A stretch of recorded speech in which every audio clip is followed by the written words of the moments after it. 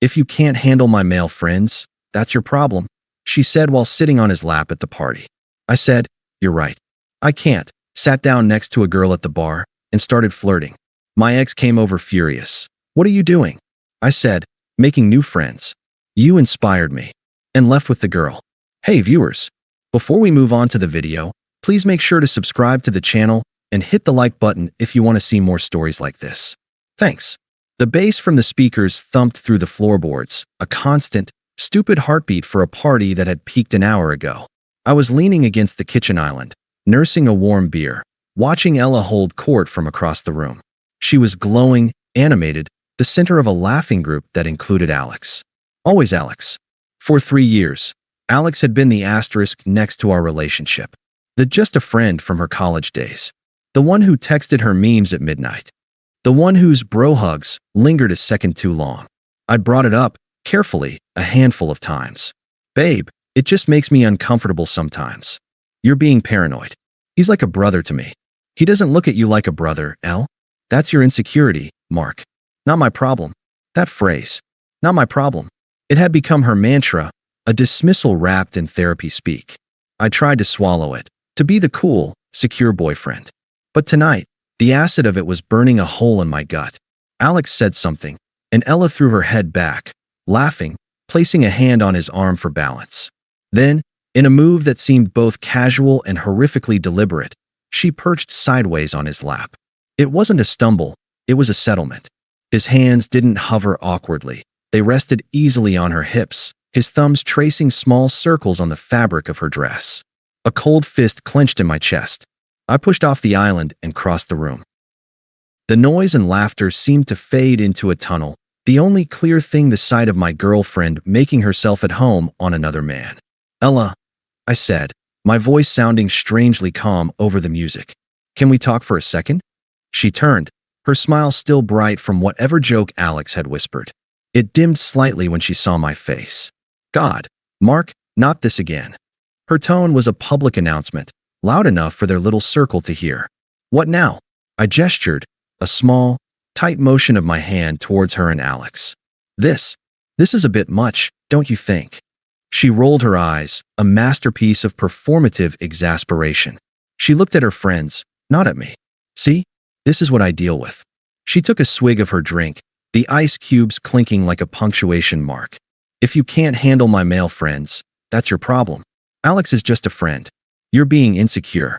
Alex smirked up at me, his arms a possessive bracket around Ella. Chill out, man. We're just having fun. Don't be that guy. That guy. The controlling, jealous boyfriend. The villain in their cool, easygoing story. For 3 years, I'd twisted myself into knots trying not to be that guy. I'd bitten my tongue, swallowed my pride, rationalized every text, every closed-door hangout, every, oh, he's just like that. But seeing her settled so comfortably in his lap, seeing the smug victory on his face, and the utter dismissal on hers, the knots loosened. The fog of anxiety, the constant second-guessing, it just evaporated. What was left was a clear, cold, and simple truth. I looked directly at Ella. I didn't even grant Alex a glance. He was irrelevant. This was between her and me. You know what? I said, my voice still quiet, but it cut through the music. You're absolutely right. A triumphant little smile touched her lips. She'd won. Again. Finally, you get it. It is my problem, I continued, the words feeling clean and sharp in my mouth. And I've decided I don't want this problem anymore. The smile froze. Confusion flickered in her eyes, then irritation. What does that mean? But I was already turning away. The conversation was over. The relationship was over. The clarity was breathtaking. I walked towards the crowded makeshift bar in the dining room, a strange lightness in my steps. The heavy, sick feeling was gone, replaced by a hollow, clean space. At the bar, a guy was monologuing at a woman who was nodding politely, her eyes scanning for an escape. She had a kind face, intelligent eyes currently glazed with boredom. I slid into the space beside her, catching the bartender's attention. Can I get a whiskey, neat and... I glanced at the woman's nearly empty wine glass. A refill of the Cabernet, please? The guy talking at her blinked, annoyed at the interruption. She looked at me, surprise and relief in her expression. I offered her a small, genuine smile. No pressure, just an open door. Looked like you could use a cavalry charge, I said, my voice low. She laughed, a real one. Was it that obvious? He's been explaining the blockchain to me for 15 minutes. I think he's trying to mine my patience. Brutal, I said, accepting the drinks, handing her the wine. I'm Mark. Qley. And you are my timely hero. She clinked her glass against my whiskey. Escaping a scene of your own? I took a sip, the warmth of it spreading through the new hollow space inside me. Something like that. Just decided to stop solving a puzzle that didn't want to be solved. She nodded as if she understood perfectly. We talked about the terrible party music, about the weird art on the walls, about a documentary we'd both seen. It was easy, light, no subtext, no walking on eggshells. It was a conversation, not a negotiation. That's when the storm cloud arrived. Ella materialized at my elbow, her energy a crackle of furious heat. She'd left Alex's lap. Her face was flushed, not with drink, but with outrage. What the hell are you doing, Mark? She hissed, her voice a low, sharp blade meant for me alone. Are you trying to embarrass me? To make some pathetic point? I turned slowly. I looked at her, really looked. The woman I'd loved, the woman I'd planned a future with. Now just a person vibrating with anger on a sticky floor. I felt nothing. No hurt, no love, no anger. Just a distant, observational pity. I glanced at Qley, who was watching with curious, calm eyes, then back to Ella. My voice was flat, calm as a placid lake. I'm making new friends. You inspired me. She flinched as if I'd slapped her. The script was all wrong. I was supposed to be begging, arguing, justifying. My calmness was a weapon she didn't know how to counter. We're not done talking, she sputtered, her volume rising. You can't just walk away and flirt with someone. We need to talk about this. I finished my whiskey, set the glass down with a soft click. I turned fully to Qley, offering Ella my shoulder. This party's dead, I said to Qley, my tone shifting back to the easy one we'd been using. I know a great quiet spot for a real drink. Interested, Qley's eyes darted between me and the seething Ella. A small, understanding smile touched her lips. She wasn't a pawn. She was a willing conspirator in my escape. Absolutely, she said, her voice clear. I've hit my blockchain limit for the night. Ella stood there, utterly ignored, as we gathered our things. I didn't say another word to her. I didn't look back as we weaved through the crowd towards the door. The last thing I heard was the strangled, furious sound of her calling my name, swallowed by the thumping music. Outside, the cool night air was a baptism. I took a deep breath. So, Qley said lightly as we walked towards the street. A puzzle that didn't want to be solved, huh? Something like that, I said, pulling out my phone. Before I even unlocked it, I went to my settings and muted Ella's notifications. Calls, texts, everything. I didn't block her. That would be an action, a reaction. This was simpler. This was silence. I looked at Qley under the street lamp. The quiet place is called The Anchor. It's about a 10-minute walk. Good whiskey selection. Lead the way, hero, she said. And I did. I walked away from the problem, and I didn't once look back. The first week was a phantom limb syndrome of the heart. I'd wake up and reach for my phone, muscle memory seeking her good morning text. The silence that greeted me instead was a physical weight on my chest. I'd see a meme online and think, Ella would laugh at that, before the memory of her laugh from Alex's lap would slice through the thought, leaving a clean, cold cut. The pain wasn't a scream. It was a constant, low-grade hum, like the tinnitus after a too loud concert. But I had made a decision at that party. A clean, surgical cut. I honored it. I didn't unmute her notifications. I deleted her number. Not blocked, deleted. Blocking felt like an engagement, a battle line. Deletion was an erasure. I archived all our photos to a hidden folder on a cloud drive I wouldn't access. I wasn't trying to destroy the past. I was just putting it in a box and storing it in a mental attic. Out of sight, out of daily mind. My friend David, who'd been at the party and seen the whole miserable finale, became my anchor. He didn't push for details. He just showed up. You look like hell, he said on day 3, letting himself into my apartment with a six-pack and a bag of grotesquely salty pretzels. But also weirdly calm. I feel hollow, I admitted, cracking open a beer. But the hollowness is mine. It's not filled with her noise anymore. The noise being Alex's voice in your ear? David asked, ever blunt. The noise being the constant negotiation. I said. Is this okay? Am I being crazy? How do I phrase this so she doesn't get defensive? That noise is gone. The silence is brutal, but it's honest. David nodded. So what now? Now, I said, looking around my apartment that still held traces of her. A hair tie on the side table, a specific brand of tea in the cupboard. I clean. I didn't mean just physically, though I started there. I bagged up the hair ties, the forgotten sweater, the half-used products in my bathroom. I gave the tea to David. I rearranged the furniture. I was exorcising geography. Then, I started building a new routine. The anxiety that had once been spent parsing Ella's texts and social media posts needed a new channel. I funneled it into the gym. The clank of weights, the burn in my muscles, the pure, simple metric of progress. Adding 5 more pounds, holding a plank for 30 more seconds. It was a language my body understood. It wasn't about getting ripped for revenge. It was about reclamation. This body, this mind, had been a habitat for her drama. Now it was mine again. I dove back into an old passion, woodworking. I'd let my small workshop in the garage gather dust because weekends were for couple time, which often meant following Ella to whatever brunch or event she'd planned. Now, the smell of sawdust and linseed oil became my therapy. I started a simple project, a cherrywood bookstand. The focus it required was total. There was no room in my head for Ella when I was worrying about a dovetail joint. Qley and I went on a few more dates. They were easy, fun. She was sharp and independent, with a career she loved and a friend group that didn't seem to operate on dramatic ultimatums. There was no pressure. We were both, as she put it, enjoying the peace after the storm.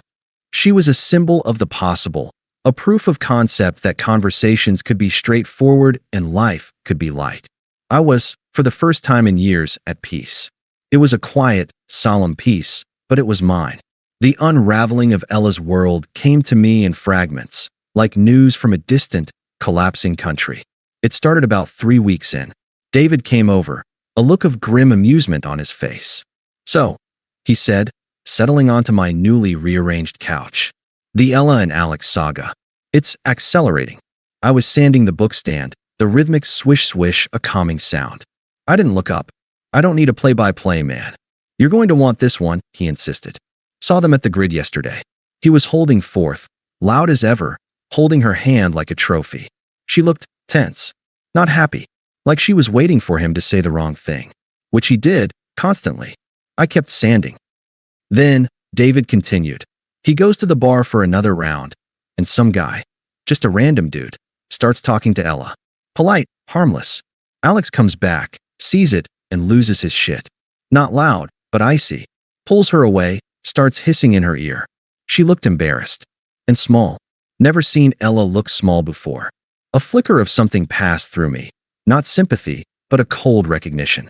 The control she'd accused me of wanting was now being applied with a crude, obvious hand. By him. I said nothing. The sandpaper moved back and forth.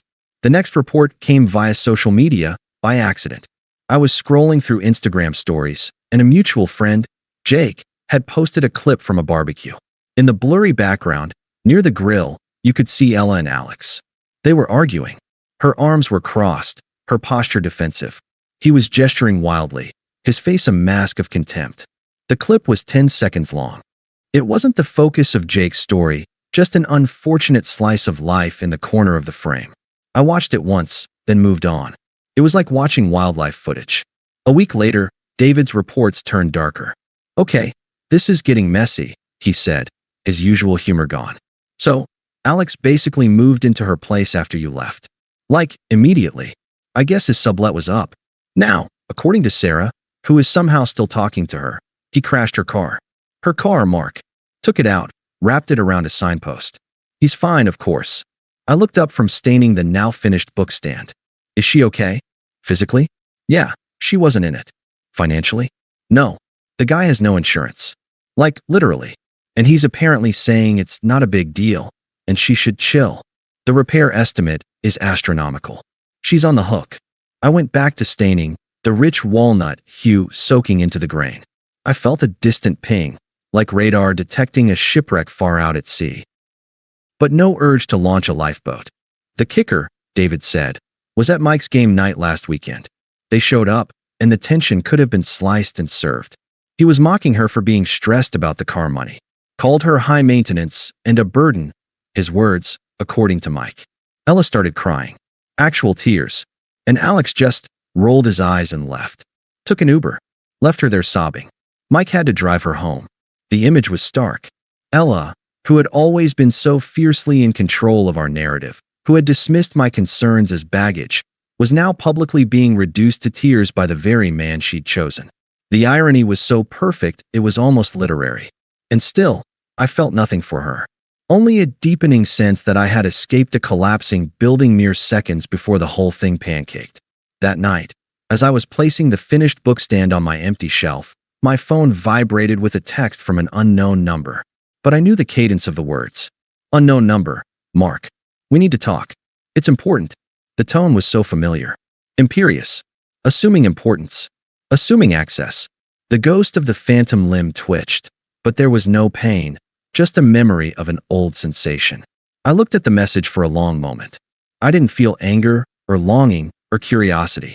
I felt a profound and simple disinterest. My thumb moved to the screen. I didn't type a reply. I didn't block the number. I simply selected the message and pressed delete. Then I placed my phone face down on the new bookstand.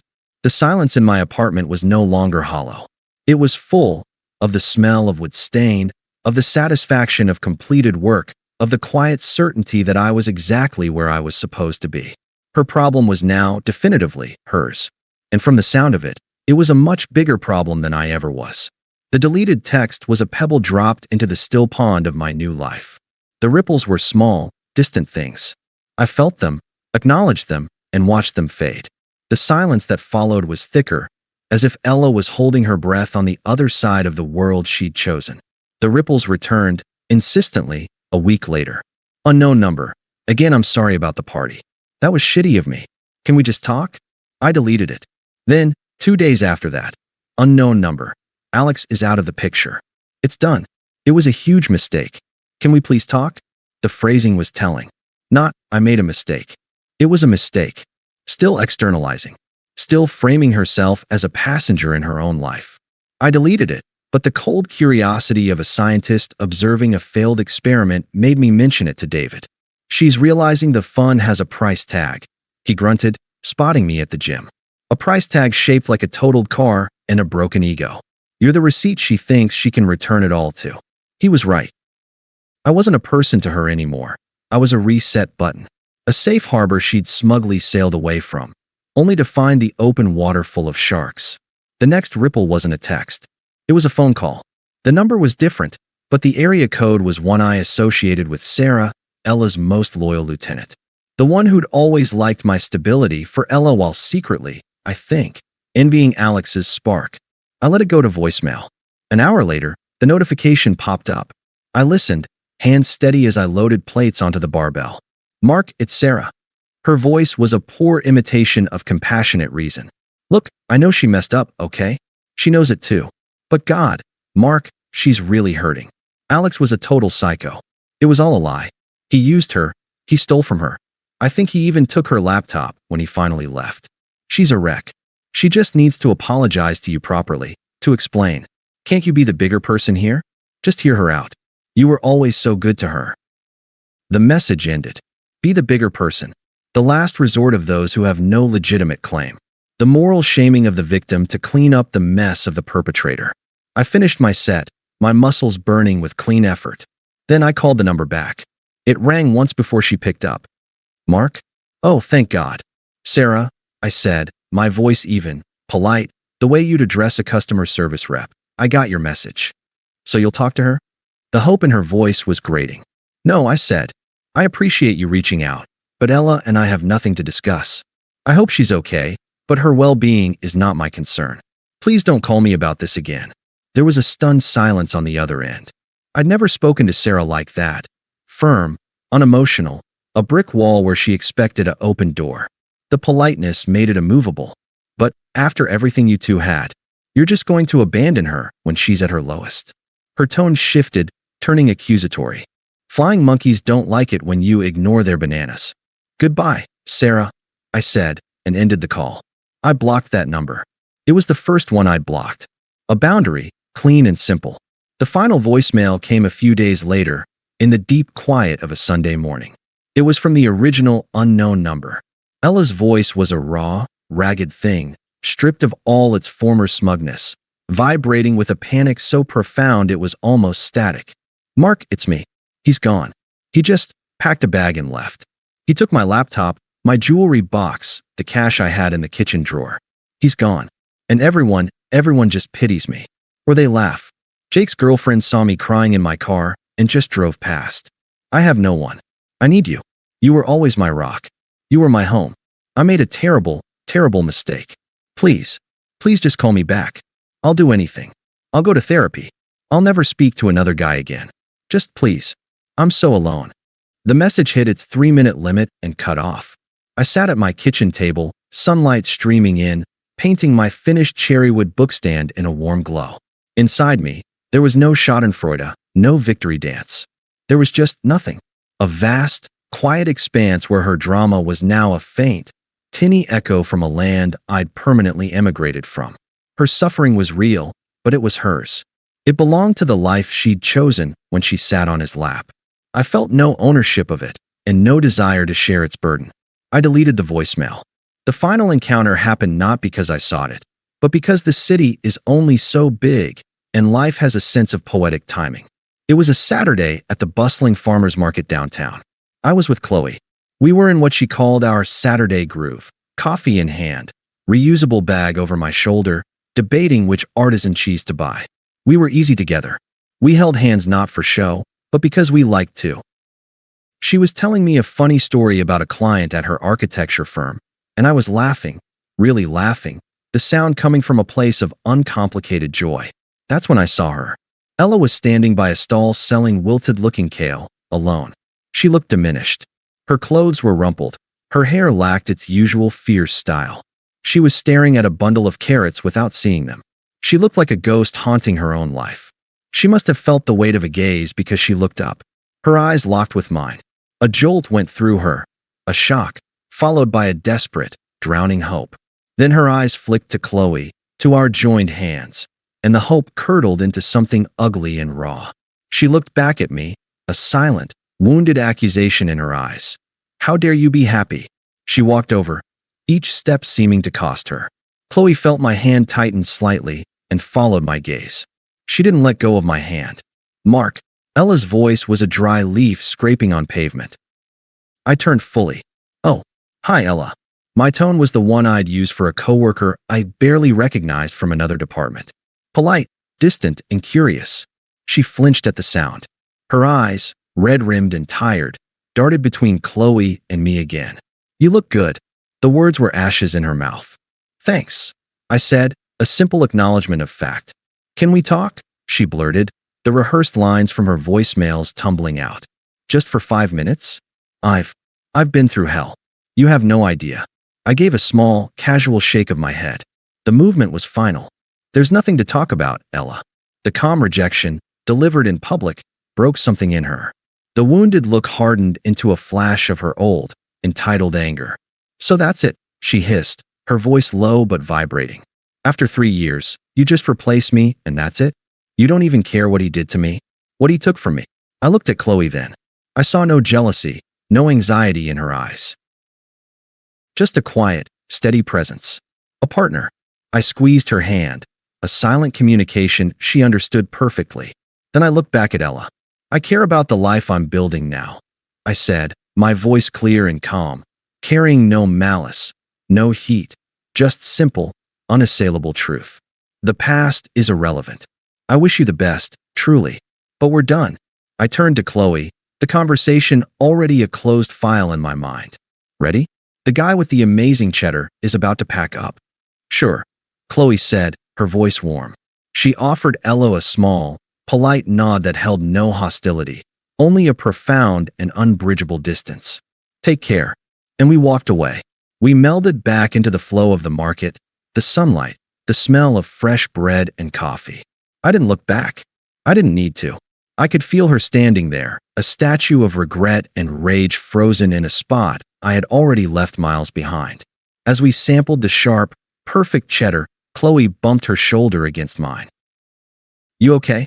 I took a moment to scan my interior landscape. There was no turmoil, no lingering bitterness, not even pity. There was just the taste of good cheese, the warmth of the sun, and the calm, steady hand in mine. Yeah, I said, and I meant it with every quiet, rebuilt piece of my soul. I'm really okay. The problem was gone. And in its place, I had built a piece that was entirely my own. Thanks for watching. Make sure to subscribe to the channel and hit the like button. What do you think about this story? Share it in the comments.